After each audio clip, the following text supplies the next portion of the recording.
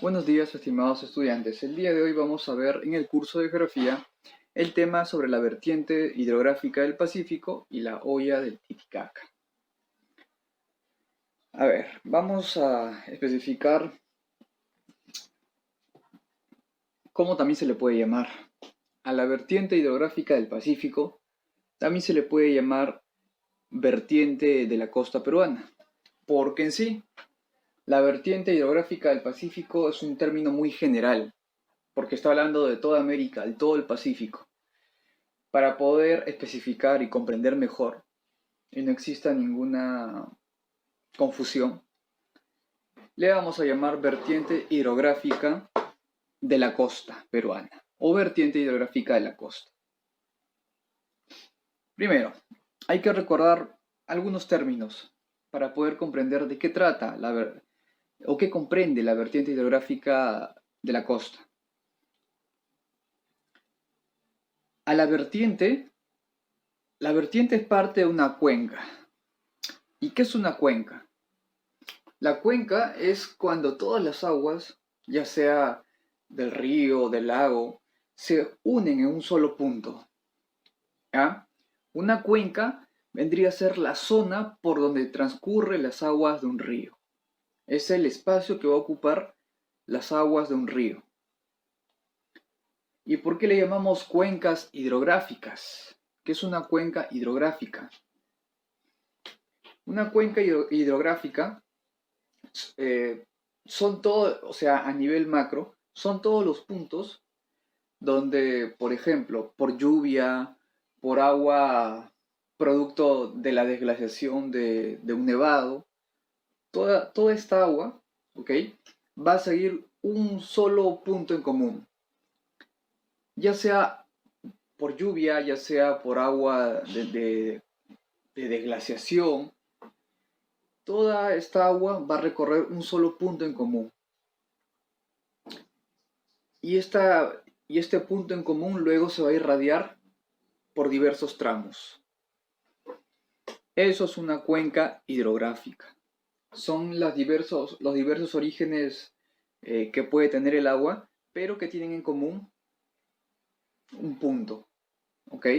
Por ejemplo, pueden fluir ya sea por un río, ¿ok? Ya sea por un lago o ya sea hasta por un mar. Eso es una cuenca hidrográfica.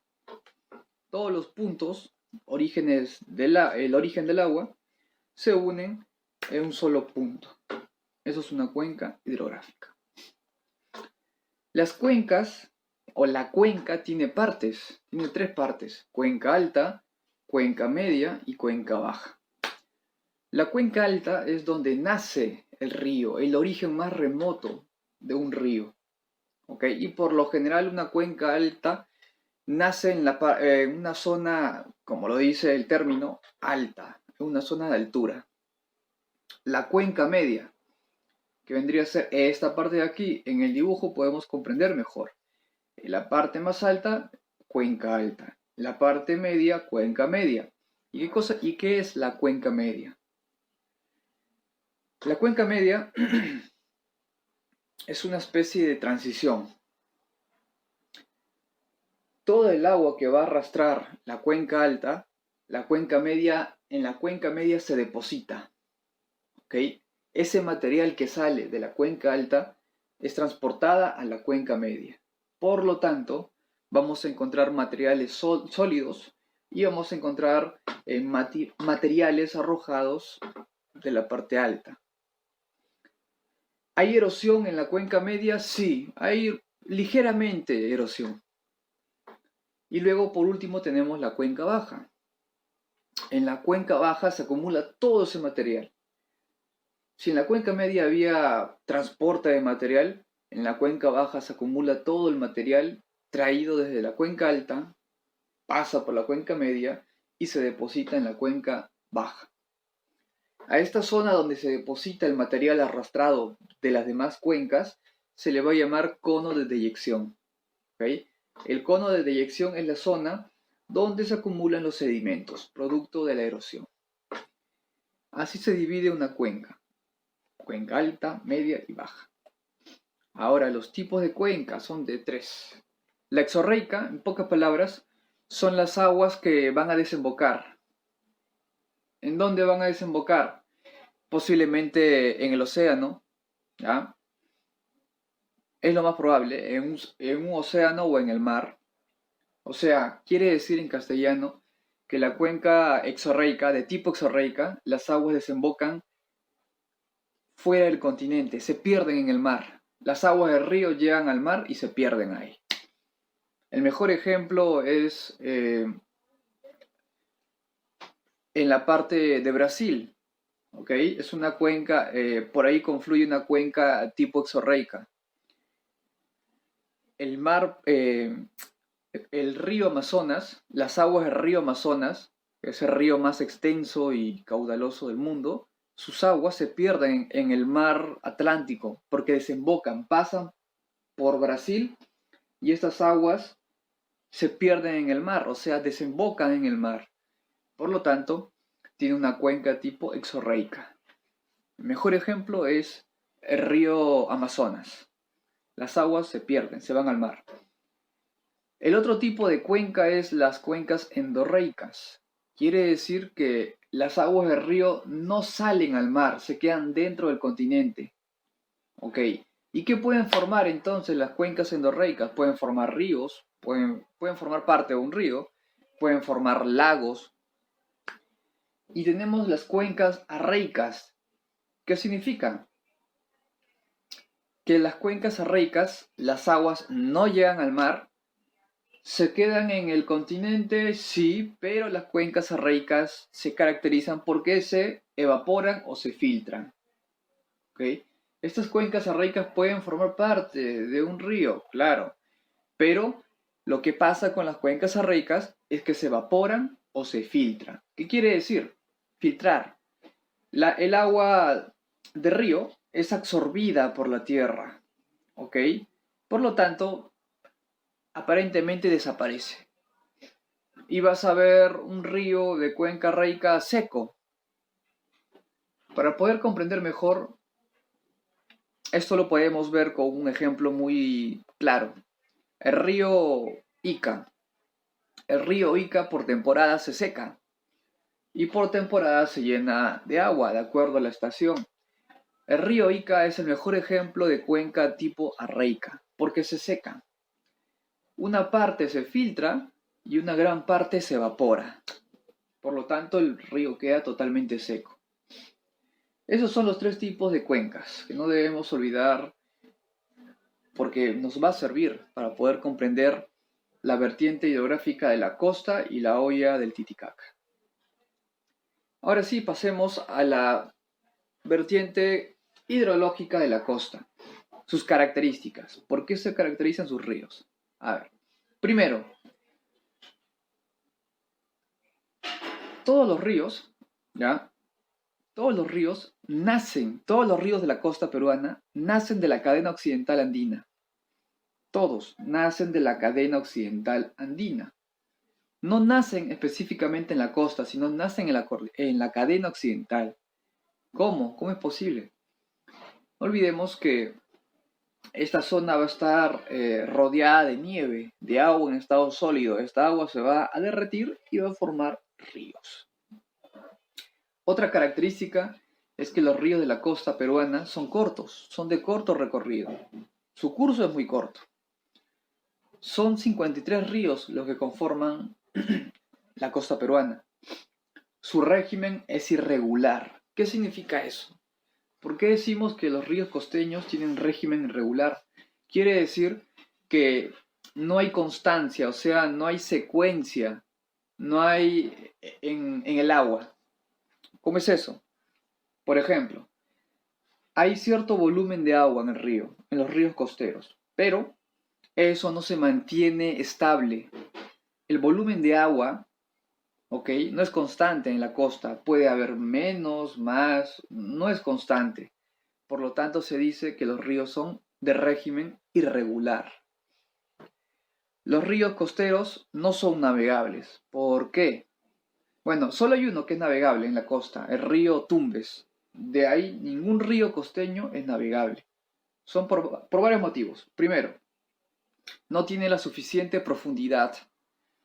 Segundo, al no tener la suficiente profundidad, ninguna embarcación puede navegar por ellos. Y tercero, como son irregulares, es muy complicado navegar en ellos. Puedes chocarte contra un trozo de roca, y eso no permite la navegabilidad. Por lo tanto, no son navegables. No tiene la suficiente profundidad para poder navegarse. Y otra característica más. Casi todos los ríos costeros desembocan en forma de estuario. ¿Qué significa? El estuario es la salida del río, o sea, terminan o salen por una zona, mientras que el delta es como si fuera 3 o 4 brazos, o sea, como 3 salidas del agua del río. En el estuario solo una salida por donde va a desembocar el río. Y estos ríos costeros avanzan por lo general de este hacia el oeste, o sea, de derecha a izquierda, en forma transversal. Todo eso caracteriza a los ríos costeros del Perú. Aquí tenemos algunos récords a nivel Perú. El río más largo de la costa es el río Tambo, que queda en Arequipa. El río más caudaloso de la costa es el río Santa, que queda en Ancash. El único río que es navegable en la costa y que acaba en un delta es el río Tumbes. ¿Qué significa? Que el río Tumbes tiene la suficiente profundidad para poder ser navegable. ¿Y por qué acaba en forma de delta? Como ya les expliqué, un río que desemboca en forma de delta significa que tiene de 2 a más salidas. O sea, el agua del río encuentra 2 o más salidas y por ahí va a desembocar. ¿Okay? Esa es la característica. El río que posee más cantidad de centrales hidroeléctricas es el río Rímac. En total posee 5 centrales hidroeléctricas. ¿Y para qué sirve eso? ¿Para qué sirve una central hidroeléctrica? Las centrales hidroeléctricas aprovechan la caída, el caudal, la fuerza del agua del río para generar energía eléctrica, moviendo unas especies de motores, de turbinas, que genera a la vez energía eléctrica. Y el río más contaminado de toda la costa no es el río Rímac, como muchos creemos. El río más contaminado de toda la costa es el río Osmore, que queda en Moquegua. ¿Por qué es el más contaminado? ¿Qué encontramos? Encontramos residuos metálicos, minerales, productos de relaves, por ejemplo, insumos químicos y diversos elementos más, que lo hace más contaminado que el mismo río Rímac. Todo eso son datos muy importantes respecto a los ríos de la costa peruana. Ahora, todo lo que observamos en la diapositiva son los ríos de la costa peruana. No vamos a decirlo todos, porque son muchos. Solo algunos. Por ejemplo, el río Zarumilla, Chira, La Leche, Jequetepeque, Moche, Nepeña, Pativilca, Chillón, el río Rímac, el río Chincha, Ocoña, Osmore, Locumba, Caplina. Comenzamos con el río Zarumilla y acabamos con el río Caplina y Locumba en Tacna. Aquí podemos ver en el mapa del Perú, en el mapa físico del Perú, todo lo que vemos de color anaranjado al lado izquierdo son todos los ríos de la costa peruana. Todo lo que vemos aquí. Todo lo que vemos aquí son los ríos. Y todos estos ríos forman parte de una cuenca hidrográfica.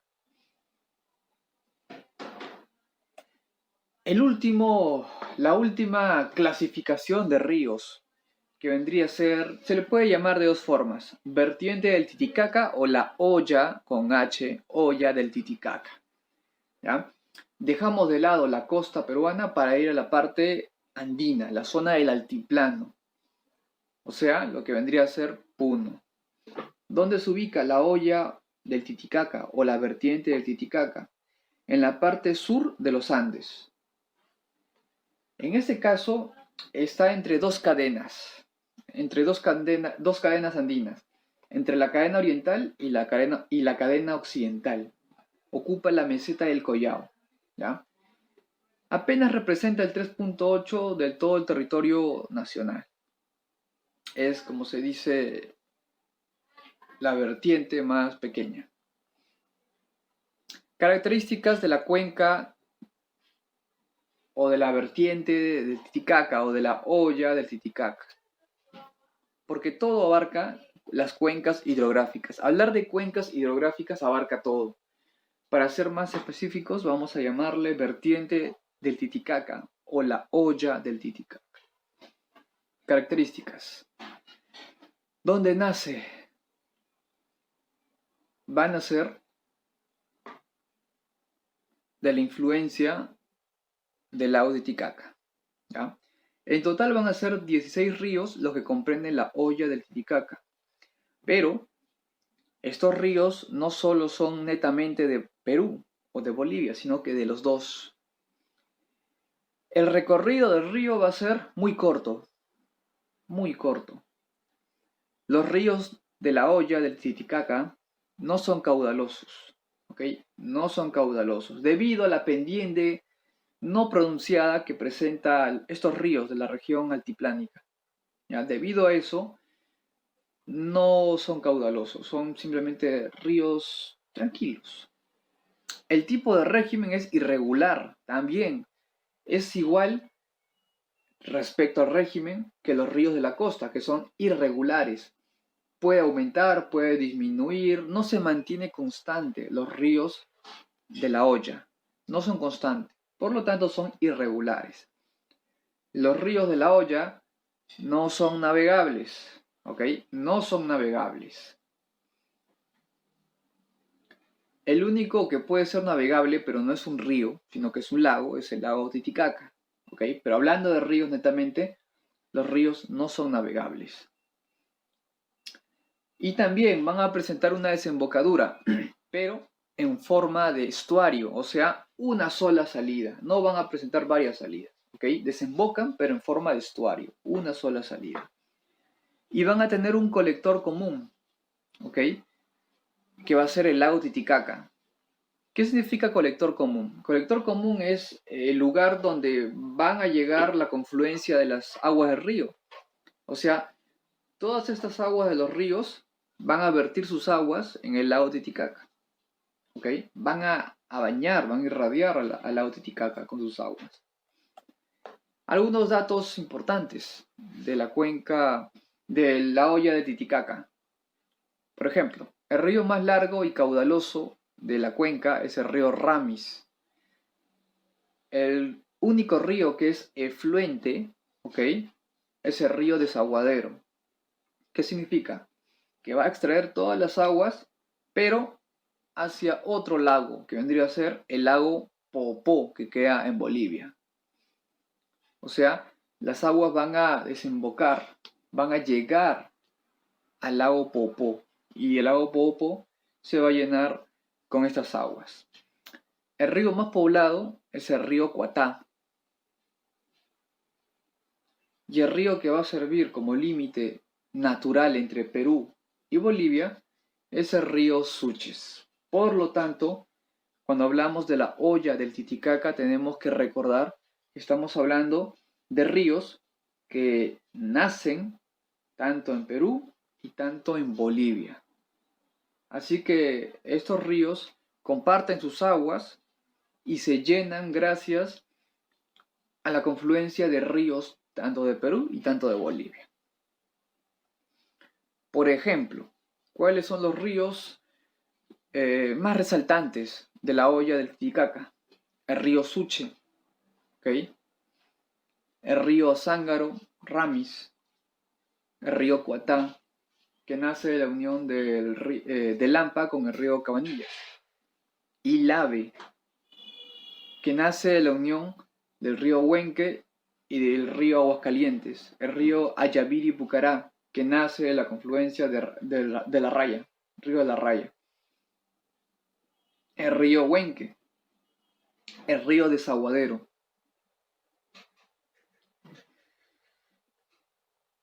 Por lo tanto, todos estos ríos se complementan.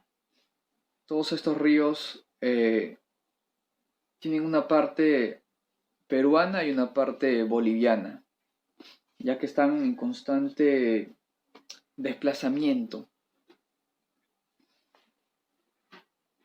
Aquí podemos ver de color crema, en esta parte de aquí, los ríos de la cuenca de los ríos de la vertiente del Titicaca o los ríos de la hoya del Titicaca. Todo lo que vemos aquí es parte de los ríos de la hoya del Titicaca. La importancia de los ríos: permite cultivar, muy bueno para la agricultura. Sin los ríos no existe agricultura. Los ríos permiten al ser humano lavar sus indumentarias. Los ríos son utilizados para lavar la ropa. Los ríos permiten consumir sus aguas. Sin las aguas del río no podríamos hacer nada, nos moriríamos. Tendríamos que desalinizar las aguas del mar, que es un proceso nada barato. Los ríos tienen un potencial turístico también. Por los ríos se puede desplazar uno, en algunos, claro. Los ríos sirven como termorreguladores. Y los ríos son la fuente indispensable para la existencia de diversos animales, flora, fauna y diversos seres.